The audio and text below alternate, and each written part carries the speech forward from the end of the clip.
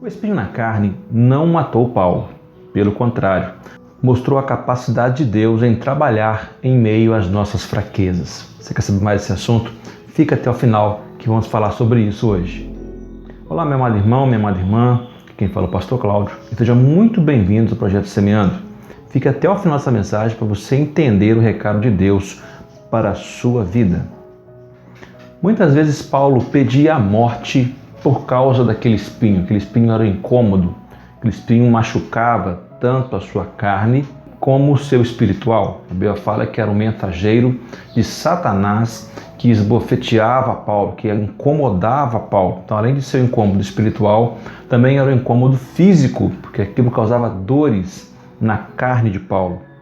Esse espinho também servia para lembrar a Paulo da dependência que ele tinha a Deus, para que jamais Paulo se exaltasse com a grandeza do seu ministério, das revelações que Deus estava dando para ele naqueles momentos difíceis. Então a experiência de Paulo tinha um valor, tinha um preço. Interessante que a Bíblia conta toda a história de Paulo, a sua conversão, a sua vida antes de se converter, a sua conversão, a sua vida cristã e tudo aquilo que ele passou a pensar depois de ter um encontro com o Senhor Jesus. Mostra também os seus atos como ímpio e após a sua conversão como servo de Deus. Qual foi a mudança de Paulo ali? Paulo pediu a morte, amados, por várias vezes. A Bíblia fala que em 3 vezes ele orou a Deus pedindo a morte, porque não estava suportando aquela luta, aquela dor que o espinho causava na sua vida. Mas a obra de Deus precisava ser realizada. O que o Senhor queria fazer com Paulo era algo muito grande, que era levar a palavra de Deus além de Israel, de Jerusalém. Ele queria levar essa palavra para fora, para a Ásia, para a Europa e até chegar aqui no nosso conhecimento. Então aquele espinho era uma ferramenta que impedia Paulo de se exaltar por tudo aquilo que ele estava sendo colocado sob sua responsabilidade. E quando Paulo orava pedindo que o Senhor retirasse aquele espinho, a única palavra que Deus dava para ele era a seguinte: Paulo, a minha graça te basta. Porque o poder de Deus, que o meu poder, a Bíblia fala, o meu poder se aperfeiçoa em meio às fraquezas. E é nessa fraqueza que eu queria falar com você nesta mensagem. Na segunda carta de Paulo aos Coríntios, no capítulo 12, no versículo 7 e versículo 8, Paulo escreve assim: E para impedir que eu me tornasse arrogante por causa da grandeza dessas revelações, foi-me colocado um espinho na carne, um mensageiro de Satanás para me atormentar. Por 3 vezes roguei ao Senhor que o removesse de mim. Paulo era exemplo de uma pessoa feliz, realizada em meio às suas fraquezas, para que o poder de Deus pudesse se manifestar por meio das fraquezas de Paulo. O que eu queria falar com você, meu irmão, que quando a Bíblia fala em fraqueza, não é pecar constantemente, não é ter uma vida de altos e baixos, uma vida hoje consagrada e uma vida amanhã em pecado, em queda, desagradando a Deus, você se fazendo mal. Não. A fraqueza que Paulo quer dizer que ele se sentia feliz é quando ele era ofendido, quando ele era perseguido, quando ele tinha a sua vida colocada em risco. As enfermidades de Paulo, as perseguições, as injúrias, os calabouços, as prisões de Paulo, isso incentivava ele a continuar caminhando e não de parar. Essa era a fraqueza que Paulo dizia na palavra de Deus. Era esta fraqueza que ele estava comentando. Então eu quero falar para você que a sua fraqueza, ela só está debaixo da mão de Deus quando nós estamos sendo guiados por Ele, quando nós estamos realizando uma obra para Ele. Eu não posso esconder ou encobrir os meus pecados, que são as minhas falhas, que são os meus pensamentos, as minhas ações erradas. Eu não posso esconder esses pensamentos dentro da palavra de Deus. Não, o Senhor não vai agir assim dessa maneira.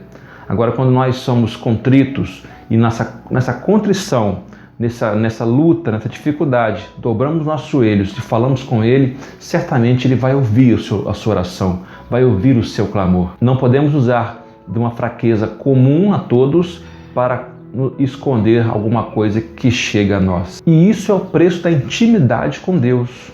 Nós temos intimidade com Deus quando nós conseguimos levar uma vida cristã dentro da ética, dentro da moral, né?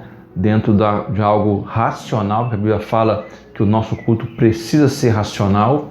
Eu não posso prestar um culto a Deus de qualquer maneira, né? E Paulo nos ensina isso, que as suas fraquezas chegavam a Deus. As suas fraquezas eram motivo de intimidade com Deus. A sua intimidade com Deus estava quando ele estava preso, quando ele estava enfermo, quando ele estava com dificuldades, sofrendo perseguições. Era nesse momento que ele dobrava o seu joelho e falava com Deus. E é isso que eu aconselho você, meu irmão. Quando você estiver passando por um momento difícil na sua vida, ore a Deus, dobre o teu joelho, fale com Ele. Certamente tudo aquilo que está encoberto vai ser descoberto e você vai entender o propósito da vontade de Deus na sua vida.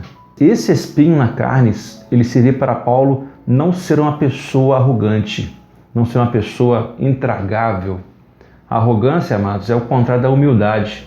Você pode ser uma pessoa com todo o conhecimento, mas mesmo assim ser uma pessoa simples. Então, para que Paulo não se tornasse uma pessoa arrogante, pela grandeza, o Senhor permitiu. Saiba que o Senhor permitiu, às vezes, uma pequena luta na sua vida para te colocar no lugar que Ele quer que você esteja. Entenda isso. Nós entendendo isso, tudo se torna mais claro em nossa vida, porque às vezes não conseguimos alcançar determinada situação, não conseguimos talvez alcançar alguns propósitos, algumas coisas que você planeja. Entra ano e sai ano, você planeja algo diferente e às vezes você não consegue. Olha, tenha a sua vida em consagração. O Senhor conhece, Ele sabe o que pode chegar até você. Ele sabe o que você pode receber e que você não seja estragado ou contaminado por aquilo que você vai receber. Às vezes uma coisa que é boa para você, talvez não vai ser boa no futuro. Talvez uma coisa que você pede, talvez não será algo que vai te fazer bem. A Bíblia fala que muitos pedem e não recebem porque pedem mal. Não é porque você orou errado, é porque você pediu a Deus, Deus ouviu e Ele sabe o seu futuro, o que aquele pedido, que aquela ação, aquela bênção pode fazer e pode trazer a você e a sua família. Talvez é por isso que você ainda não recebeu aquilo que você pediu, porque o Senhor sabe que se você receber alguma coisa de qualquer maneira, não será da vontade de Deus. E Deus não vai usar de um jeito para te agradar, meu irmão. Deus jamais vai te dar uma coisa que você pede se for para te estragar ou para te prejudicar no futuro. Não, Ele vai preparar o teu coração, preparar a sua vida, para que quando você receber aquilo que é necessário, e o Senhor sabe o que é necessário a você, o que é necessário a nós, quando nós recebermos aquilo, possamos estar certos que será para o nosso bem, será uma coisa duradoura, será uma coisa que não será temporário, será uma coisa que fará bem para a sua vida, tanto espiritual quanto física. Quando o Senhor trouxe aquele tormento a Paulo, não foi porque o Senhor odiava Paulo, ou porque o Senhor queria mal de Paulo, não, porque aquele tormento fazia bem a Paulo. Aquele momento difícil fazia bem a ele, porque fazia ele se humilhar mais ainda, trazia intimidade de Deus até Paulo. Paulo sentia comunhão em meio às suas fraquezas, às suas perseguições. Quando a minha fraqueza me dá prazer, um prazer carnal, está satisfazendo apenas a minha vontade. Mas quando a fraqueza nos dá um sentimento prazeroso que agrada a Deus, isso o Senhor vai computando, vai anotando, para que nós possamos receber mais e mais de Deus. Por isso, jamais se esqueça, busque a Deus em todos os momentos, porque Ele ouve a sua oração. E se você gostou dessa mensagem, amado, se inscreva nesse canal, compartilhe esse vídeo para que outras vidas também possam ter acesso a esse vídeo e deixe aí o seu gostei para que o YouTube possa perceber que este vídeo é relevante, esse conteúdo é importante para você e para outras pessoas. Que o Senhor possa te abençoar grandemente em nome de Jesus.